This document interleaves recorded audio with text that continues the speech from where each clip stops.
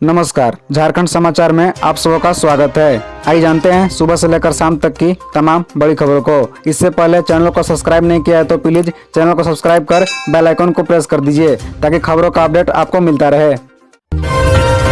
Chief engineer Birendra Ram और अन्य के खिलाफ ईडी ने दाखिल की चार्जशीट। 29 को होगी सुनवाई। बता दें कि ईडी ने मनी लॉन्ड्रिंग के आरोप में जेल में बंद ग्रामीण विकास विभाग के निलंबित चीफ इंजीनियर बीरेंद्र राम, उसके चचेरे भाई आलोक रंजन एवं अन्य के खिलाफ चार्जशीट दाखिल कर दी है। मामले में आईयू ने शुक्रवार को कोर्ट में अवकाश रहने के कारण विशेष न्यायाधीश पीके शर्मा के आवासीय कार्यालय में इसे दाखिल किया गया। चार्जशीट पर अदालत 29 अप्रैल को संज्ञान लेगी। इसके बाद समन जारी किया जाएगा। साथ ही जाँच जारी रखने की बात कही गई है। चार्जशीट में कहा गया है कि बीरेंद्र राम ने परिवार के सदस्यों एवं अन्य के साथ मिलकर करोड़ों की चल अचल संपत्ति अर्जित की है, जो प्रोसीड्स ऑफ क्राइम से जुड़ी प्रक्रिया या गतिविधि में सीधे तौर पर शामिल है। चार्जशीट में बीरेंद्र राम के अलावा टेंडर मैनेज कर अवैध कमाई करने वाले लोगों के बारे में भी जानकारी दी गई है। साथ ही यह भी बताया गया है कि किस किस को कितना पैसा मिलता था और किसकी क्या भूमिका थी। जामताड़ा में आर्मी के नाम पर साइबर ठगी, खाने का ऑर्डर देकर झांसे में लिया, खाते से उड़ाए 1 लाख। दरअसल आपको बता दें कि जामताड़ा में साइबर ठगी का अनोखा मामला सामने आया है। साइबर अपराधियों ने आर्मी जवानों के लिए खाने बनाने का ऑर्डर देकर होटल संचालक को झांसे में लिया और उसके खाते से 1 लाख रुपए उड़ा लिए। साइबर ठगी के शिकार हुए होटल संचालक ने जामताड़ा साइबर थाने में प्राथमिकी दर्ज कराई। दर्ज प्राथमिकी में होटल संचालक ने बताया कि साइबर अपराधी ने उन्हें 25 जवानों के लिए खाने का ऑर्डर दिया, फिर QR कोड भेजकर भुगतान करने की बात कही। QR कोड स्कैन करते ही खाते से 1 लाख रुपए की निकासी हो गई। घटना के संबंध में मिली जानकारी के मुताबिक पीड़ित निकेश साहू का मिहिजाम थाना क्षेत्र अंतर्गत चित्तरंजन स्टेशन के सामने साई नाम का होटल है। 8 अप्रैल को उसे एक व्यक्ति का फोन आया। फोन करने वाले व्यक्ति ने खुद को आर्मी का अधिकारी बताकर 25 जवानों के लिए खाने का ऑर्डर दिया। दोपहर को 2:30 बजे निकेश साहू ने उसी नंबर पर फोन किया और खाने की डिलीवरी करने की बात कही। फिर उधर से कहा गया कि तैयार हो चुके खाने को फोटो भेज दो ताकि गेट पास बनाया जा सके। भुगतान की बात कहने पर फोन करने वाले शख्स ने बारकोड भेजा और कहा कि उसे स्कैन करने पर भुगतान हो जाएगा। निकेश के बारकोड स्कैन करते हुए खाते से 1 लाख रुपए की निकासी हो गई। खातों से पैसों की निकासी हुई तो निकेश को साइबर ठगी का अंदेशा हुआ। उन्होंने यस बैंक में कार्यरत अपने भाई को इसकी जानकारी दी। निकेश ने अपना बैंक खाता को फ्रीज करवाया और जामताड़ा साइबर थाने पहुंचकर शिकायत दर्ज कराई।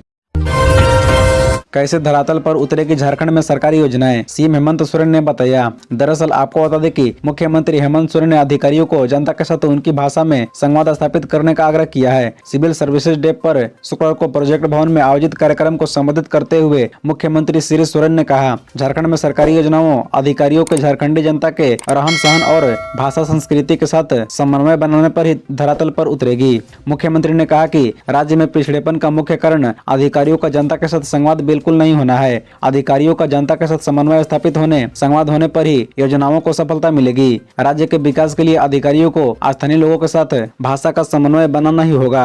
मुख्यमंत्री ने कहा कि राज्य में लोक सेवकों का स्ट्रेंथ 2000 है। राज्य के 3.25 करोड़ जनता की सेवा के लिए यह आंकड़ा कहीं से भी कम नहीं है। जरूरत कार्यों को ईमानदारी, संवेदनशीलता और गंभीरता के साथ पूरा करने की कही। झारखंड ST/SC बहुल आबादी वाला राज्य है। गठन के 20 साल भी झारखंड जहाँ था वहीं खड़ा है। विजन के अभाव में किसान खेतिहर मजदूर बन रहे हैं। झारखंड की गिनती देश के सबसे पिछड़े राज्य में होती है। प्राकृतिक सौहार्द, खनिज संपदा और बहुप्रतिभावान मानव बल होने के बावजूद झारखंड की गिनती देश के सबसे पिछड़े राज्य में होना शोचनीय है।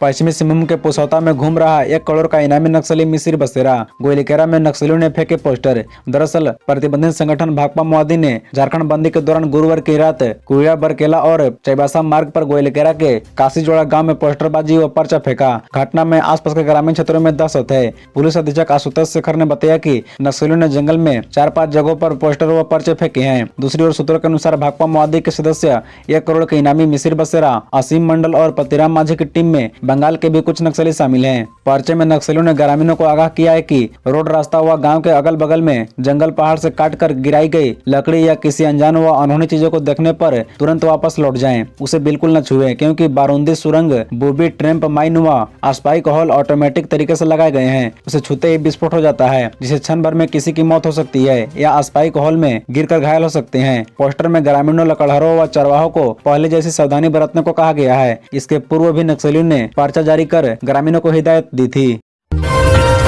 वीरेंद्र राम के परिवार का मासिक घरेलू खर्च करीब 25 लाख रुपए। ईडी ने चार्जशीट में किया जिक्र। दरअसल आपको बता दें कि प्रवर्तन निदेशालय ने ग्रामीण विकास विभाग के suspend chief engineer Virendra Ram और उसके पारिवारिक सदस्यों के खिलाफ आरोप पत्र दायर कर दिया है। ईडी ने मनी लॉन्ड्रिंग के आरोप में वीरेंद्र राम की पत्नी राजकुमारी, पिता गोंदाराम और चचेरे भाई आलोक रंजन को आरोपी बनाया है। आरोप पत्र में वीरेंद्र राम की ऐशो आराम की जिंदगी को दर्शाने के लिए उसके 2 महीने के घरेलू खर्चों का उल्लेख किया है। इस मद में उसने महज 2 महीने में 49.13 लाख रुपए खर्च किए हैं। आरोप पत्र में टेंडर के कमीशन के दूसरे हिस्सेदारों के सिलसिले में अभी जांच जारी रहने का उल्लेख किया गया है। हालांकि इन हिस्सेदारों का नाम का उल्लेख नहीं किया गया है। आरोप पत्र में अभियुक्तों के खिलाफ पीएमएलए के प्रावधानों के तहत कार्रवाई करने का अनुरोध किया गया है। रिपोर्ट में वीरेंद्र राम के घर तलाशी के दौरान उसके मोबाइल डायरी के अलावा हाथ में लिखी पर्चियों का उल्लेख किया गया है। इस प्रकरण में जमा किया गया शीर्षक पर्ची को उल्लेख करते हुए कहा गया है कि पूछताछ के दौरान वीरेंद्र राम ने इसे अपने जमशेदपुर स्थित सरकारी आवास का दैनिक घरेलू खर्च का हिसाब बताया। उसने 2 महीने में इस मद में 49.13 लाख रुपए खर्च किए थे। धनबाद का गैंगस्टर प्रिंस खान के बैंक अकाउंट में 3 लाख रुपए, खाता फ्रीज करने की कार्रवाई शुरू। बता दें कि धनबाद पुलिस की नजर में फरार चल रहे चर्चित गैंगस्टर हैदर खान उर्फ प्रिंस खान के खाते की जांच में 3 लाख रुपए मिले हैं। उसके खाते से पैसे की निकासी पर रोक लगेगी। इसके लिए बैंक के माध्यम से पुलिस अधिकारी उसके बैंक खाते को फ्रीज करने की दिशा में कार्रवाई करेंगे, ताकि विदेश में रहने के दौरान वह अपने खाते से पैसे की निकासी नहीं कर सके। बता दें कि पुलिस अधिकारियों से मिली जानकारी के अनुसार जांच के क्रम में वासेपुर स्थित बैंक में प्रिंस खान के बैंक अकाउंट की जानकारी मिली थी। जब बैंक अधिकारियों से उसके अकाउंट में शेष बचे रुपए की जानकारी हासिल की गई, तब इस बात का खुलासा हुआ। आगे यह पता लगाने की कोशिश की जा रही है कि उसके अकाउंट खोलने से लेकर अब तक टोटल कितना ट्रांजैक्शन हुआ है। बता दें कि पुलिस अधिकारियों ने बताया कि बैंक से इसकी जानकारी हासिल कर इसका विश्लेषण किया जाएगा, ताकि पता लगाया जा सके कि उसे किन लोगों ने रुपए भेजे थे या उसने किन लोगों को पैसे ट्रांसफर किए हैं। अब झारखंड में भी बोतल से निकला शराब घोटाले का जिस्न। बीजेपी ने सीएम हेमंत सोरेन को घेरा। दरअसल आपको बता दें कि दिल्ली में शराब घोटाला केस में उप मुख्यमंत्री मनीष सिसोदिया जेल में हैं। मुख्यमंत्री अरविंद केजरीवाल से पूछताछ हो रही है। वहीं बीजेपी दिल्ली की आप सरकार पर भ्रष्टाचार का आरोप लगा रही है। वहीं मुख्यमंत्री केजरीवाल कहते हैं कि ये विपक्ष की आवाज दबाने की केंद्र सरकार की साजिश है। बता दें कि दिल्ली के बाद अब झारखंड में भी शराब घोटाले का जिस्न निकल आया है। झारखंड बीजेपी ने मुख्यमंत्री हेमंत सोरेन पर शराब घोटाले में संलिप्त होने का आरोप लगाया है। बाबूलाल मरांडी ने प्रेस वार्ता और सिलसिलेवार ट्वीट के जरिए गंभीर आरोप लगाए हैं। बाबूलाल मरांडी ने कहा कि भ्रष्टाचार के लिए ही छत्तीसगढ़ की शराब नीति झारखंड में लागू की गई और वहीं की कंपनियों को ठेका दिया गया। बता दें कि बाबूलाल मरांडी ने कहा कि हमने 18-19 अप्रैल को मुख्यमंत्री को चिट्ठी लिखी, आगाह किया कि अधिकारियों और बिचौलियों की मदद से कंपनियों को मनचाहा फायदा पहुंचाया गया, नियम विरुद्ध जाकर रीटेंडर कराया, लेकिन मुख्यमंत्री ने कार्रवाई नहीं की।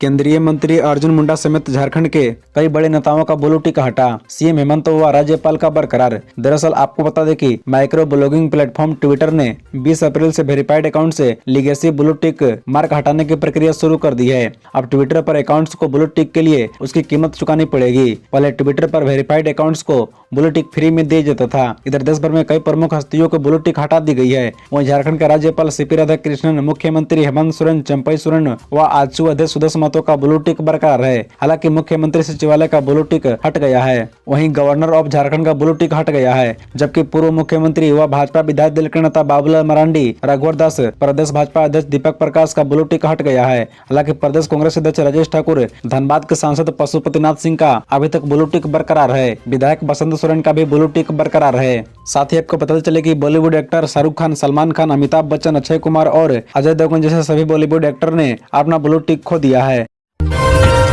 ईडी के समक्ष पेश नहीं हुए रांची के पूर्व डीसी छवि रंजन, 24 अप्रैल को फिर बुलाया। दरअसल आपको बता दें कि ईडी ने रांची के पूर्व उपायुक्त और समाज कल्याण निदेशक छवि रंजन के समय देने की मांग खारिज कर दी है। उन्हें 24 अप्रैल को पूछताछ के लिए बुलाया गया है। दूसरी ओर कोर्ट में दर्ज मामले में दाऊ यादव के पिता पशुपति यादव को पुलिस ने साहिबगंज स्थित उनके आवास से गिरफ्तार किया है। बता दें कि ईडी ने समन जारी कर छवि रंजन को 21 अप्रैल 2023 को ही बुलाया था, पर वह पेश नहीं हुए। वे 1 मई तक पैतृक आवास पर हैं। उनके वकील ने पेशी के लिए मई के पहले सप्ताह का समय देने का आग्रह किया, लेकिन ईडी ने मांग खारिज कर शुक्रवार की शाम 4 बजे पेश होने को कहा। यह बताने पर कि फिलहाल छवि रंजन शहर से बाहर हैं। फिर ईडी ने उन्हें 24 अप्रैल को पेश होने को कहा।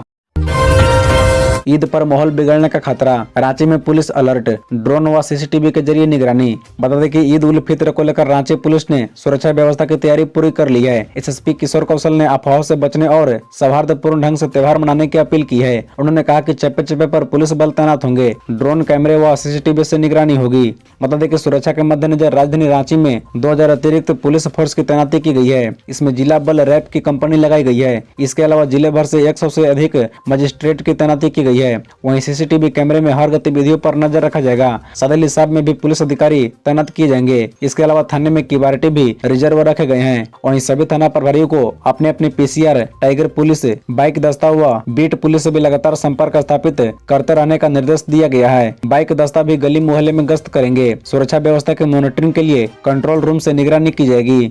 खबरों से जुड़े रहने के लिए चैनल को सब्सक्राइब, वीडियो को लाइक एवं एक दूसरे से शेयर जरूर करें। धन्यवाद।